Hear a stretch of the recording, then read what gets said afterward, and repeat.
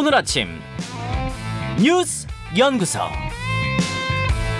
오늘 아침 뉴스의 맥을 짚어드리는 시간 뉴스연구소. 오늘도 두 분의 연구위원 나오셨어요. CBS 김광일 기자, 뉴스톱 김준일 대표, 어서 오십시오. 안녕하세요. 첫 번째 뉴스, 코로나 얘기로 가야죠. 예, 1만 명 확진도 대비됐다더니 하루에 1만 명 정도 나오는 거는 예상할 수 있다, 대비가 됐다 이랬는데 네. 지금 상황이 좀 심상치 않아요. 문재인 대통령도 국민과의 대화에서 그렇게 밝혔었죠.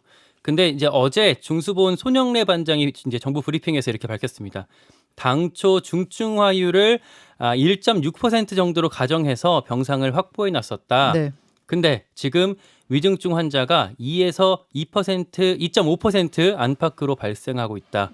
이게 무슨 말이냐면 중증 화율, 그러니까 코로나에 걸려서 중환자가 되는 비율을 애초에 잘못 계산했다는 말이거든요. 근데 지금 10,000명은커녕 7,000명 정도 나오는 상황에서도 병상 대란이 벌어졌고 네. 의료 시스템 붕괴 우려까지 제기되고 있어서 애초부터 이게 대비가 철저하지 못했던 거 아니냐, 이런 지적이 나오고 있습니다. 계산이 틀렸다. 예, 실제로 지금 중환자 병상이 서울에 한 11%, 그러니까 40개 정도가 남았고요. 네. 전국 단위로도 20% 정도밖에 안 남았다고 합니다.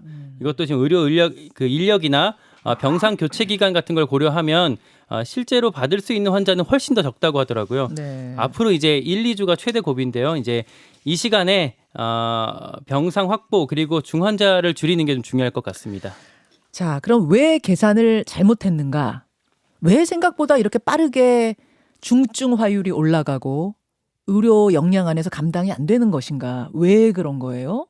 일단 뭐 여러 가지 복합적인 이유가 있는데, 첫 번째는 지금 우리가 맞았던 백신의 네. 효과가 이제 6개월, 빠르면 4개월 지나서부터 이제 빠르게 떨어지는데, 이게 제대로 계산이 좀 안 됐다라는 거예요. 그럼 맞은 사람들이 떨어지는 그 시점과 우리가 일상 회복하는 게 겹쳐버린 거예요. 지금 돌파 감염, 지금 뭐 확진자 나오는 사람들 상당수가 돌파 감염이잖아요. 네. 그러니까 백신을 맞았는데도 걸린 사람들인데, 그분들이 대체적으로 보면 노인분들 많고, 네. 4개월에서 이제 6개월 다 지나시고, 올해 왜냐면 제일 먼저 맞았잖아요. 3월, 4월에. 노인분들은 거의 다 맞으셨거든요. 예, 4월, 5월 뭐 이때니까 지금 딱 시점이 보면은 이제 6개월 지났으니까, 그 부스터샷이라고 부르는 3차 접종을 더 빨리 시작했어야 됐다, 정부가. 왜냐면 이게 예열 기간이 있잖아요. 또 신청해가지고 맞는 네. 건데, 지금 60대 이상의 부스터샷은 22%밖에 안 돼요, 현재. 맞으신 분들이요? 예, 3차까지 지금 맞으신 분들이. 그러니까 근데 지금 어저께 통계를 내놨는데 104만 명, 3차 접종하는 104만 명을 조사를 했더니 예. 이 감염 비율이 0.016%밖에 안 된다. 0.02%. 그 이야기는 네. 3차 추가 접종, 이른바 부스터샷 맞으신 분들은 확실히 지금 덜 걸리고 있다. 돌파 감염 거의 안 거의 안 나온다라는 나온다. 거예요. 그리고 사망자는 1명. 아. 그리고 그 정도밖에 안 되니까 지금 3차 접종을 더 속도를 빨리 올려야 된다라는 건데, 그것도 이제 시간이 걸리잖아요. 당장 지금 막아야 되잖아요. 그러니까 네. 뭐 엄중식 교수님이라든지 뭐 이런 분들은 지금 사적 모임 6명 제한한 거 가지고 효과 없다. 더 강력한 조치를 취해야 된다, 이런 얘기들을 하고 있고요. 국립수리과학연구소가 지금 예측을 또 내놨어요. 네. 이제 어떻게 될 것인가. 이달 말에 확진자 12,000명. 위중증 환자 1,767명 이렇게 나왔어요. 지금 이 추세선대로 간다면. 이 추세선대로 간다면. 근데 이제 김우주 교수 같은 경우에도 이거를 얘기를 했는데, 여기에 오미크론이 빠졌다. 이 만약에 오미크론까지 더 늘어난다라면은 크리스마스 선물이 아니라 크리스마스 악몽이 될 수 있다. 뭐 이런 얘기도 지금 언론 인터뷰에서 했거든요. 네. 지금 오미크론은 어제 지금 그저께 12명, 어제 24명이었잖아요. 네. 그러니까 그 정확하게 그 전전이죠. 그러니까 12명, 24명, 어제는 38명까지 늘었습니다. 그러니까 지금 계속 이렇게 빠르게 지금 늘고 있어요. 지금 오미크론이 우세종은 아니에요. 우세종은 아니죠. 오미크론 때문에 이렇게 확 내는 건 아니에요, 여러분. 그건 아니지만 오미크론까지 기승을 부리기 시작하면 그때는 정말 더 어려워질 수도 있다는 얘기인데, 김광일 기자. 예. 보면 말이죠. 그러니까 60대 이상의 코로나 백신 효과가 떨어지는 그 시점과 또 접종을 거의 맞지 않아요. 절반밖에 맞지 않은 청소년들, 또 아예 맞지 않는 어린이들이 등교하는 시기하고도 지금 맞붙었어요. 그러니까 지금 진짜 많은 건 이제 10대 청소년들이거든요. 애초에 백신 접종이 뭐 1, 2차, 3차가 아니라 애초에 아예 접종이 안 된 그 경우가 너무 많기 때문에 네. 여기서 지금 감염이 폭발적으로 늘어나고 있고, 이들을 접촉한 고령층 혹은 이제 이들과 같이 살고 있는 뭐 할머니, 할아버지들이 여기에서 이제 옮아가면서 감염이 이제 많이 늘었던 건데, 어린이 그러니까 청소년 확진자 수와 60대 이상에서의 위중증률 그래프가 같이 가더군요. 네.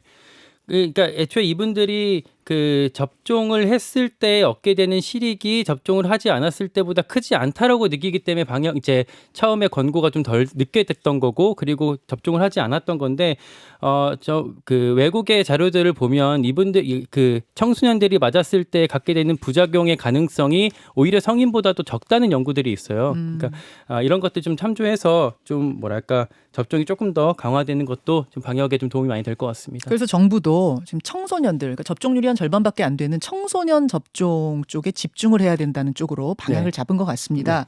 어제 총리뿐 아니라 대통령도 나섰죠.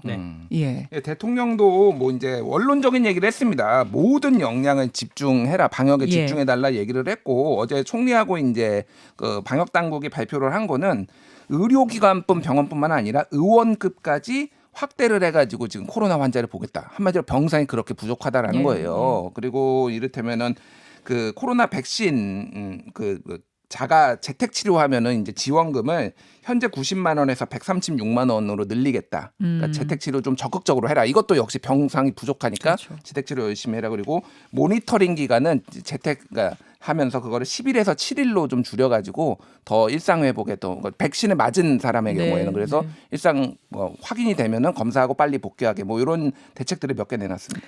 알겠습니다. 이 상황들 저희 진행하는 중에 오늘 신규 확진자 수가 혹시 나오면 더 정확하게 좀 알려드리도록 하고, 일단 7,000명 넘는 것만은 확실해 보입니다. 김광일 기자, 두 번째요.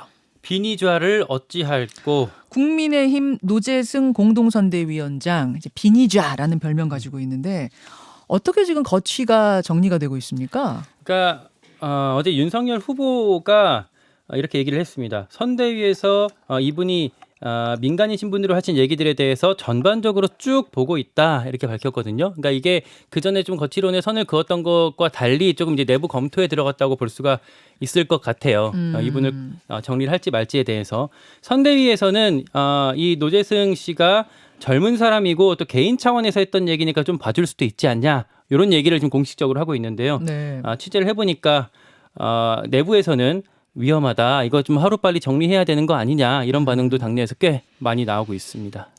인사영입 문제가 지금 뭐 민주당, 국민의힘 할 것 없이 계속 불거지고 있어요. 그러니까 뭐 이제 부실 검증이죠, 한마디로. 뭐 정확하게 검증 안 하고 뭐 어렵다라고 얘기를 하는데, 요즘은 SNS 발언이 문제가 되는 게 한두 건이 아니면은 이 정도 많이 나왔으면 조금만 모니터링 해봤어도 이제 알 수가 있는 거고, 이런 게 이제 보통은 어떤 식으로 이루어지냐면 급박하게 이루어지는 거 하나, 그리고 당내에 이제 이런 분을 추천하는 분이 있잖아요. 근데 그런 분이 소위 말해서 실세면은 그냥 되는 거예요. 그러니까 이른바 꼬리표라고 하는 인사들. 예, 그래서 함익병 씨 같은 경우에는 김종인 위원장이 추천을 한 것으로 언론 보도에 따르면 알려져 있어요. 그러니까 뭐 김종인이 추천하는데 그러면 이게 안 낼 수가 있는 거냐? 근데 이렇게 또 터지면은 그런 거고, 이 비니자 이 사람도 모 인사가 지금 중진 의원의 추천이다 이렇게 알려져 있는데 누군지 모르겠어요. 그거는 뭐 저도 지금 정확하게 모르겠습니다. 그래서 근데 어쨌든 지금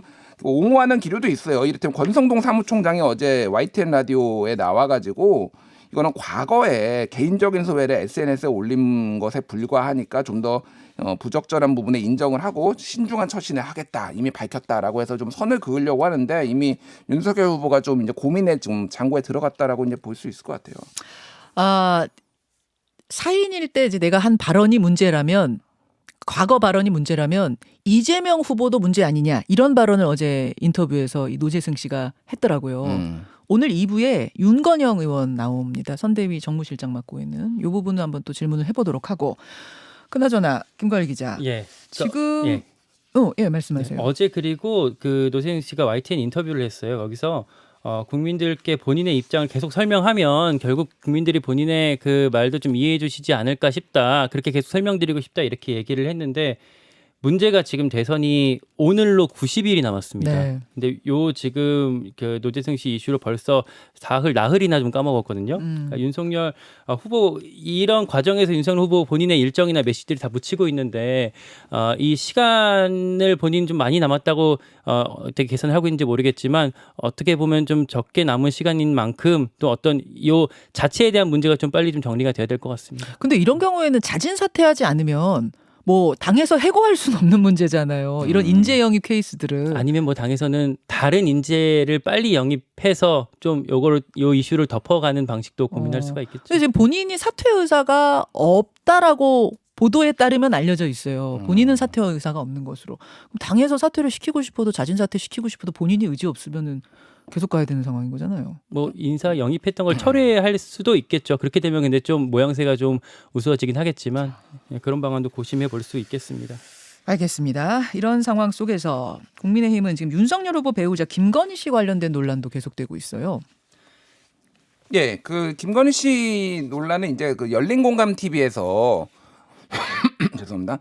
이제 그 김건희 씨를 뭐 소위 말하는 줄리라는 사람을 이제 봤다라는 거를 이제 제보자까지 등장을 시켜가지고 이제 목소리로 등장을 시켜가지고 이제 원래는 뭐 주얼리였다, 그게 줄리가 됐다, 뭐 이런 내용을 이제 보도를 했습니다. 그게 이제 그 진영 내에서는 일파만파가 좀 커졌고 그거를 이제 그 지금 저기요. 이름이 갑자기 요즘 생각 추미애 전 법무부 장관이 그거를 예. 이제 SNS에 공유를 하면서 이게 또 이제 정치권으로 논란이 됐어요.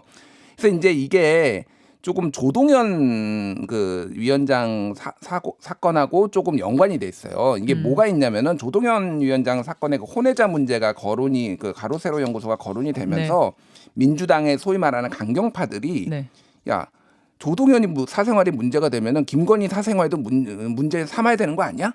이런 식의 이제 기류들이 강하게 형성이 되면서 원래 줄리 뭐 전에 이제 뭐 동거를 했네 뭐 이런 내용들이 과거에 열린공감 TV가 있었는데 역풍을 맞고 사실은 잦아들었잖아요. 근데 이게 갑자기 부상이 된 거예요.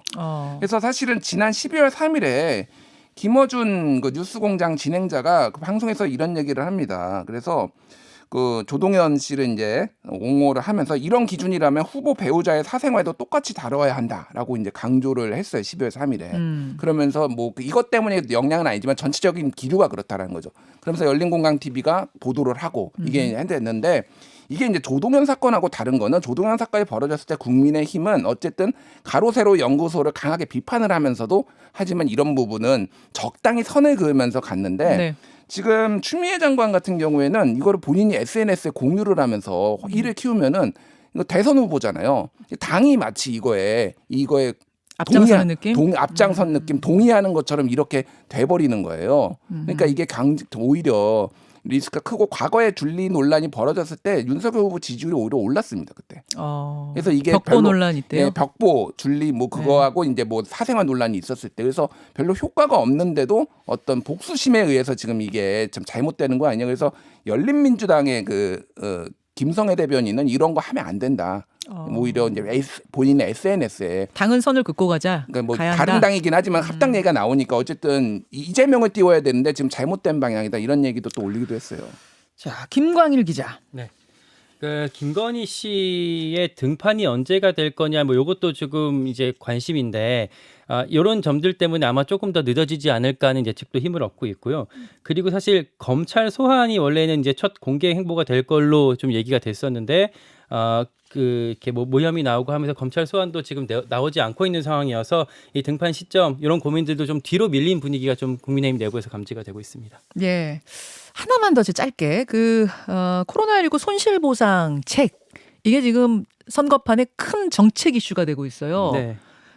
김종인 위원장이 손실보상 50조 말고 100조까지도 해야 된다 이 발언을 했고 이재명 후보가 환영한다 밝히고 송영길 대표가 다시 받았어요. 그러면 말만 하지 말고 김종인, 송영길 그리고 양당의 원내대표가 함께하는 합의체 만들어서 논의하자. 여기까지 간 거죠. 네, 그렇게 밝혔는데 어제 송영길 대표가 이제 발목에 힘줄 파열이 돼갖고 입원을 했거든요. 왜요?